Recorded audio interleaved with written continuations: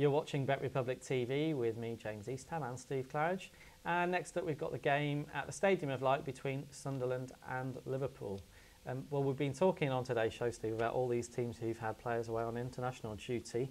And you look at Liverpool with someone like Mascherano having two absolutely crucial games for Argentina this week in South America.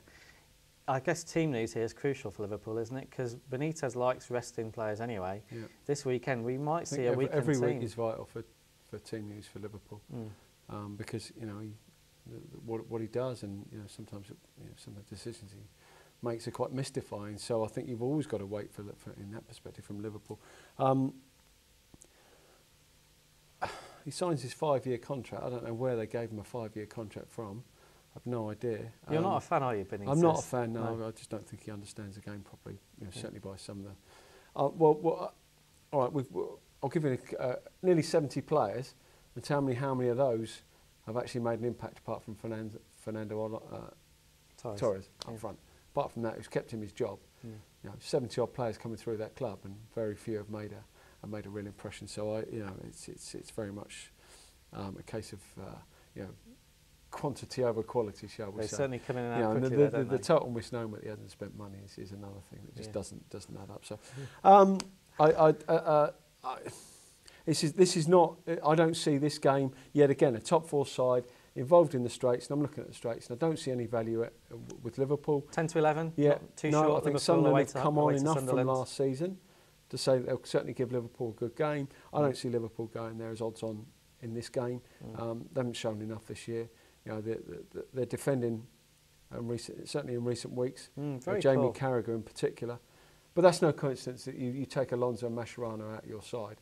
You take away that protection in front of your back four, and all of a sudden people look vulnerable.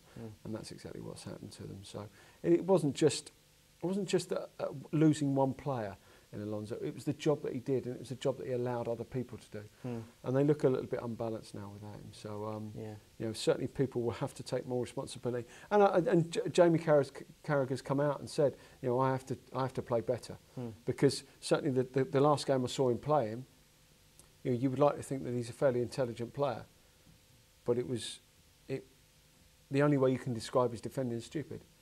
Because firstly, his positioning for the first goal. How many times do we see Jamie Carragher come across and clear the ball from those positions? Is this the Chelsea game? The Chelsea game. And why would you get tight to Drogba when he's going nowhere and he's got his back to goal, and you let him roll him? Well, Jamie's, it's almost like Jamie didn't think about the game, going into it. Is that down to? I mean, if you are Jamie Carragher, obviously we've seen him play well for you.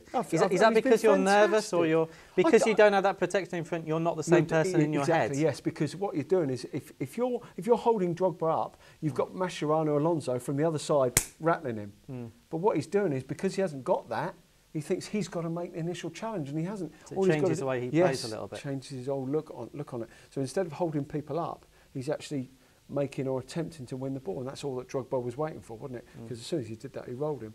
So I mean, let's be honest. Jamie's been. This is a little bit like the Rio Ferdinand situation. Jamie has been absolutely magnificent for years and years and years.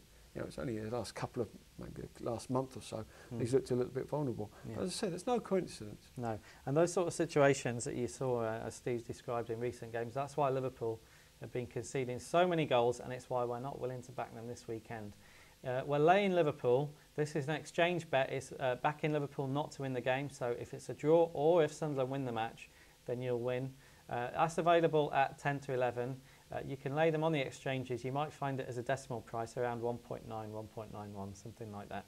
So that's our first bet. We've seen Liverpool go to Bolton and struggle. We saw them go to West Ham and struggle. Yeah, we flagged up Tottenham, didn't we? I know Tottenham are maybe a top 16, but they have struggled. And Sunderland, you would certainly put just above your West Hams and your Boltons with regard to what they've got to offer. So absolutely. They'll certainly be confident after that draw at Old Trafford that they've had, Sunderland as well.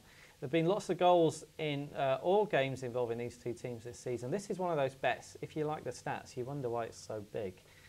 Sunderland have played 8 games this season. 6 of those matches have had over 2.5 goals. Liverpool have played 8 games, and 7 of those matches have had over 2.5 goals. So the price of 17 to 20 on overs looks a little bit too big.